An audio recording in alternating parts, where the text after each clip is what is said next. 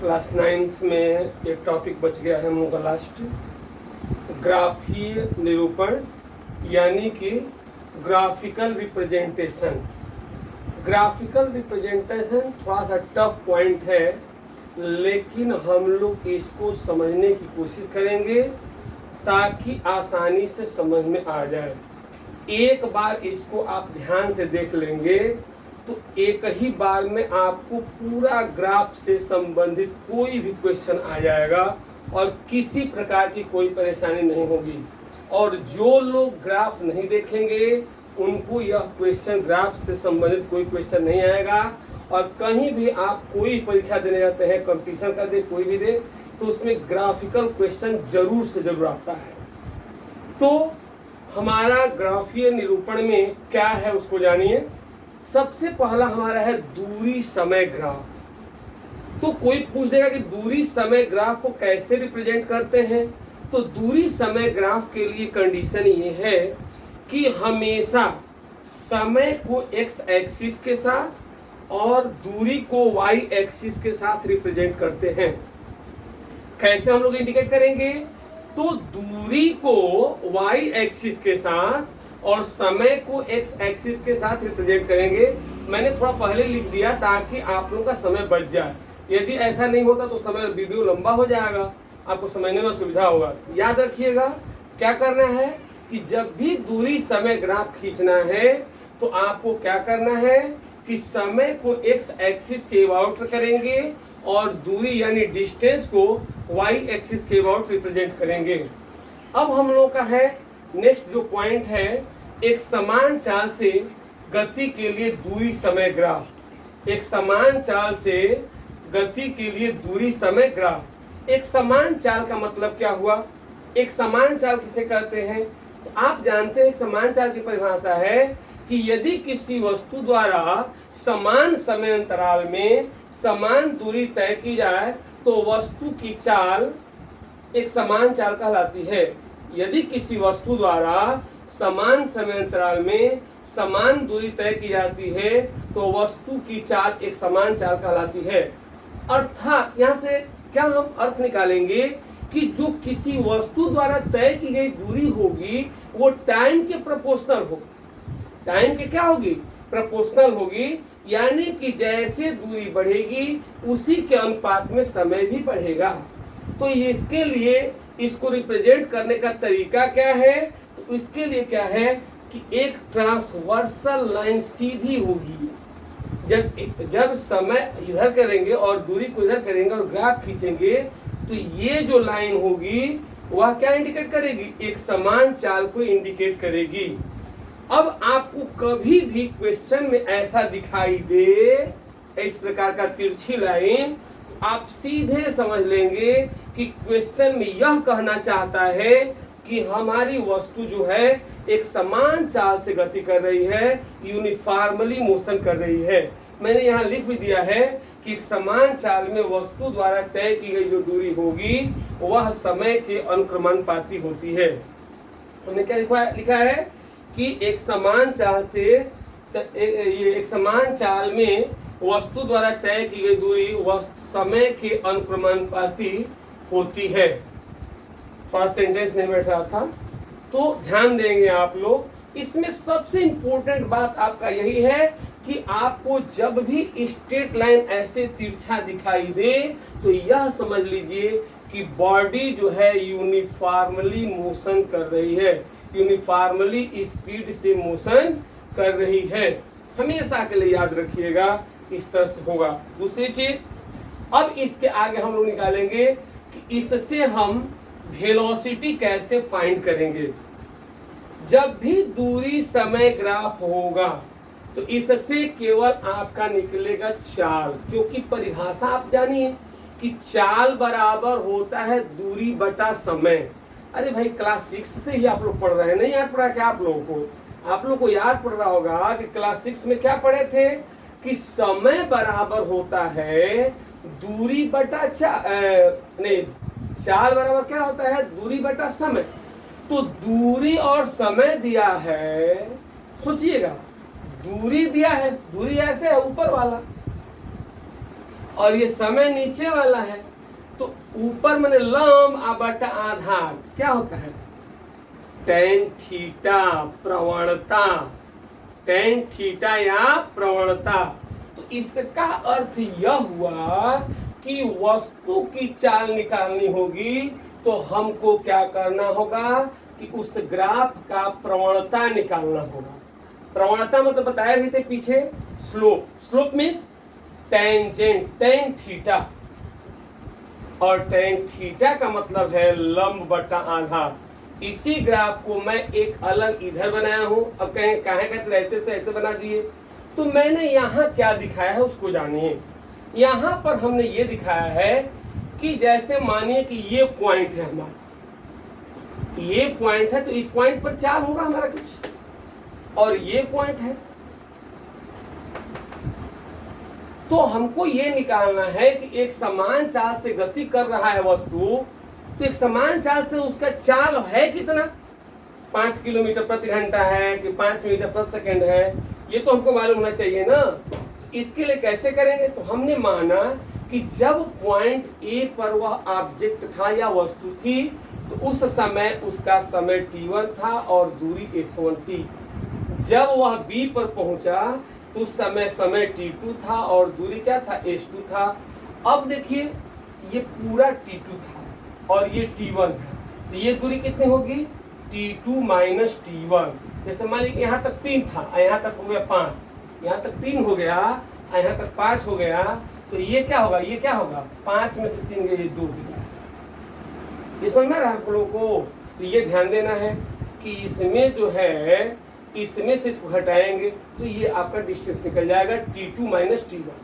अब ये निकालने के लिए क्या करेंगे, यहाँ से यहाँ तक आपका s2 था और यहाँ तक s1 था, तो ये जो डिस्टेंस होगा s2 माइनस s1 होगा। इससे कोई घबराने वाली बात नहीं है, मैं क्वेश्चन में आपको दिखाऊंगा कैसे आप निकालेंगे चाप।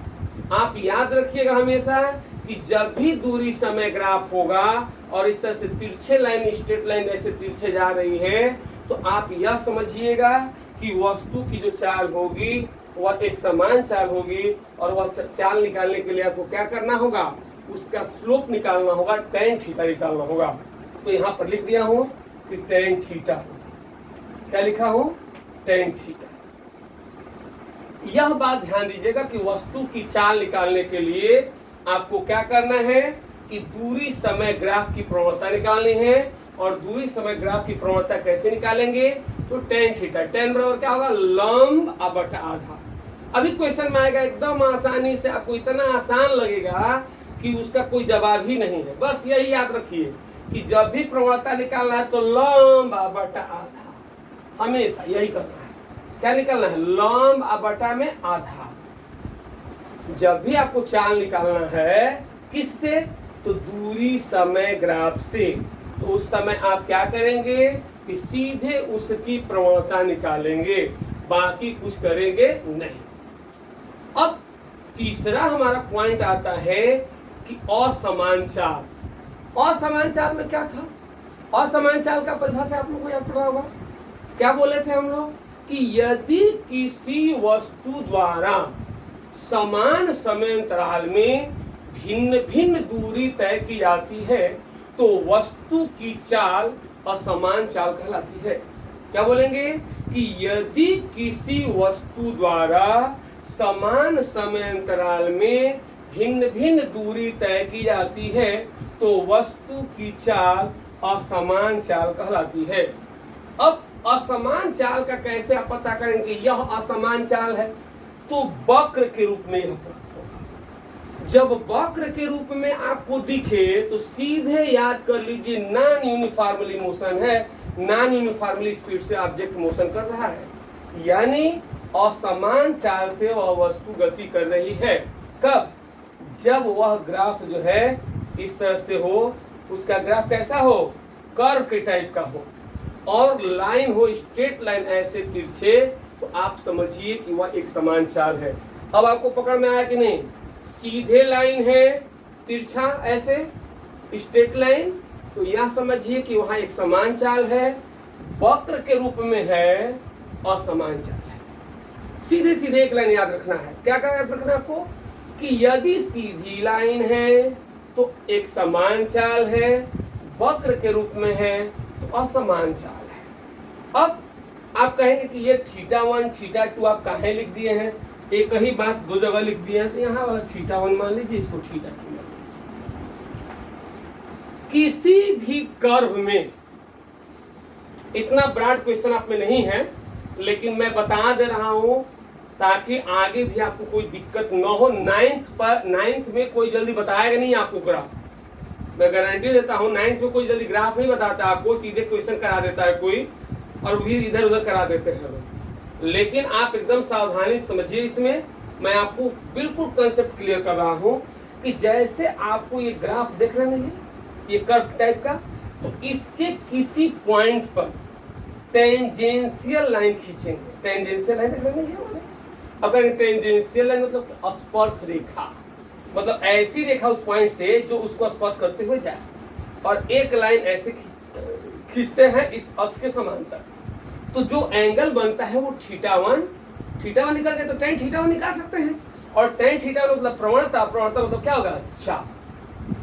अब यहाँ पर θ2, यहाँ पर कहीं काहे बदल रहे हैं आप θ2, तो यहाँ पर चाल बदल रहा है, असमान चाल है, चाल क्या हो रहा है, बदल रहा है। लेकिन यहाँ पर जो थीटा यहाँ होगा, यहाँ भी थीटा ही होगा।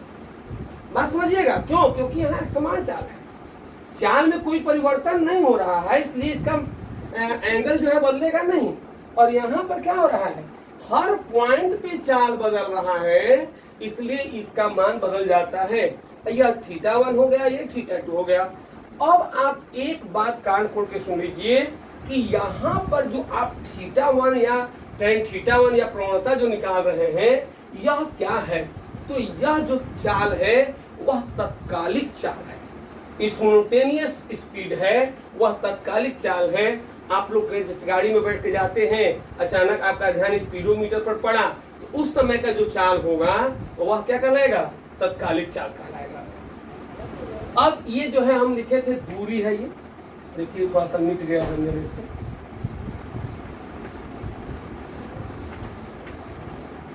ठीक ना। अब समझिए इसमें, अब चाल की बात समाप्त हो गया। अब आया वेग। अब क्या है, वेग। वेग समय ग्राफ में देखिए, वेग समय ग्राफ में हमने दर्शाया है एक समान वेग से गति के लिए। एक समान वेग से गति कैसे पहचानेंगे कि यहाँ पर एक समान वेग से गति हो रहा है वस्तु का, तो आप पकड़िए, ऐसे पहचानने का एक ही तरीका है कि जब वेग समय ग्राफ में जो ग्राफ होगा वो समय अक्ष के समांतर होगा। ये टी के समांतर देख रही है, ये समय अक्ष है ना, ये इसके समांतर यह रेखा होगी, तो आप क्या समझेंगे कि वहां जो है एक समान वेग से वस्तु गति कर रही है। क्लियर? तो जब भी यहाँ पर कंडीशन ये हो कि यह रेखा बिल्कुल समय अक्ष के समांतर है, तो वस्तु की जो गति होगी एक समान गति होगी। अब यहाँ पर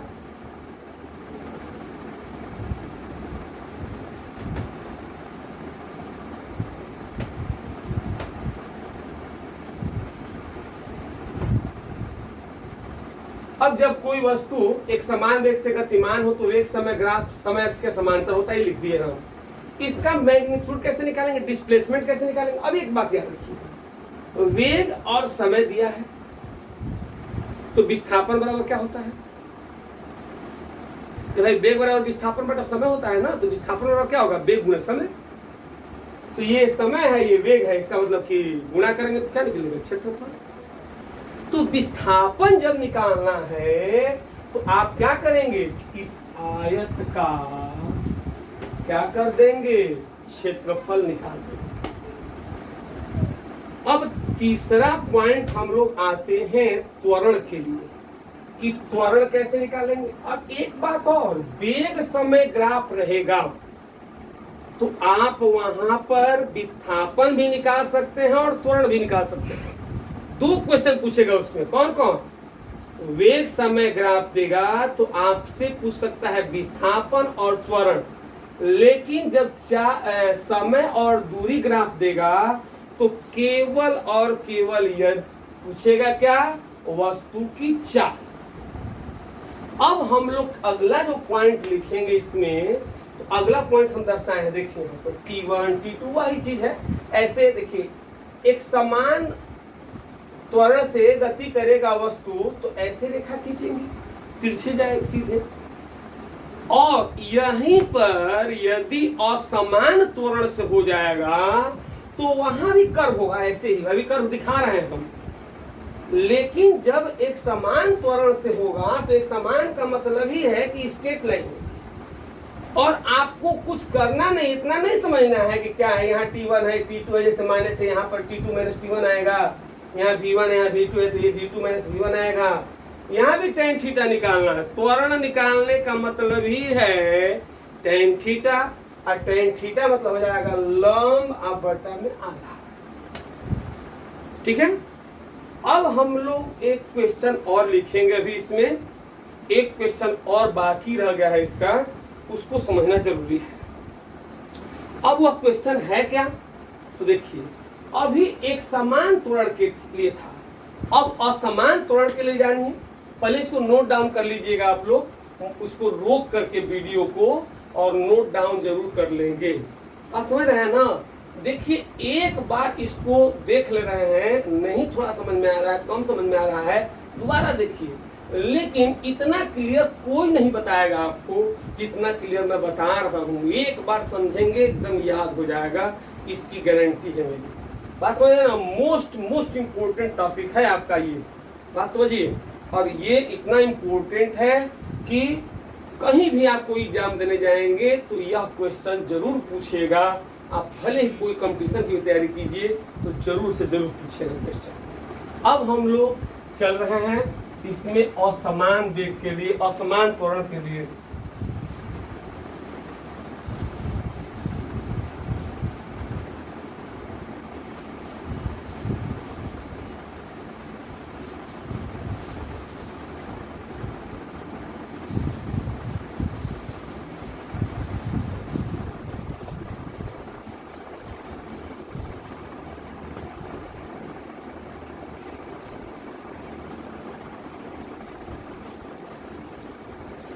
अब सुनिए, इसमें असमान त्वरण के लिए, असमान त्वरित गति के लिए वेग समय ग्राफ, असमान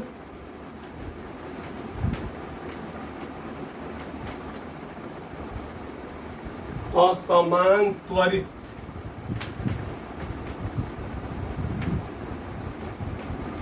गति के लिए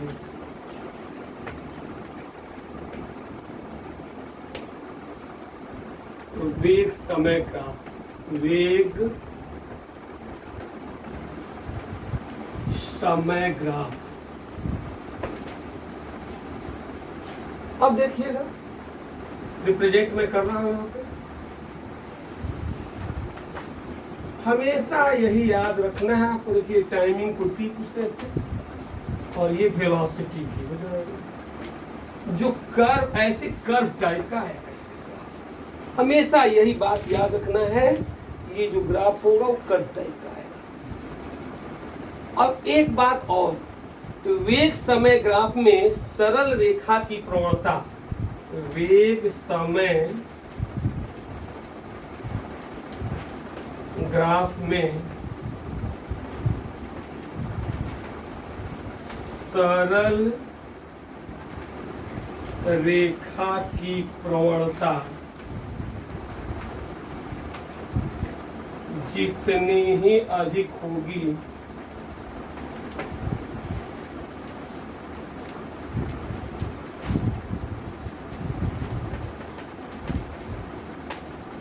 वेग समय ग्राफ में सरल रेखा की प्रवणता जितनी ही अधिक होगी उसका त्वरण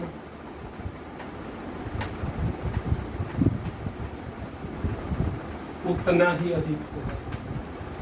इससे तो त्वरण निकलता है ना, याद रखिएगा यह बात कि त्वरण उतना ही क्या होगा, अधिक होगा। वेग समय ग्राफ में सरल रेखा की प्रवणता जितनी ही अधिक होगी उसका त्वरण उतना ही अधिक होगा। यदि ग्राफ की प्रवणता धनात्मक हो, सेकंड पॉइंट, यदि ग्राफ की प्रवणता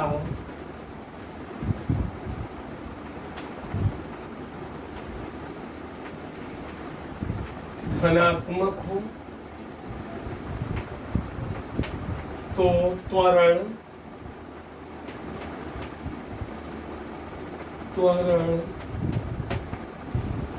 धनात्मक होगा,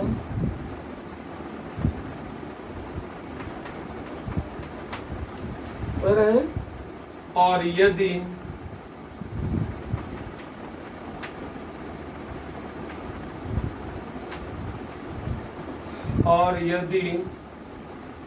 प्रवणता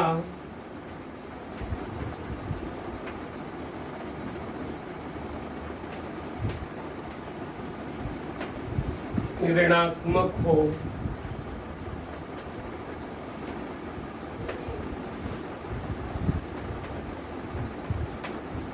तो, देखिए ऋणात्मक दो बार लिखा गया है, प्रवणता ऋणात्मक हो तो त्वरण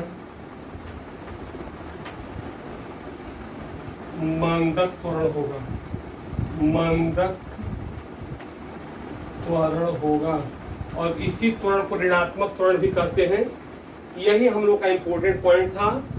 ग्राफ इसको आप लोग देख लेंगे, एकदम याद हो जाएगा, एक भी क्वेश्चन भूलेगा नहीं आपको, एकदम गारंटी मैं दे रहा हूँ इस बात।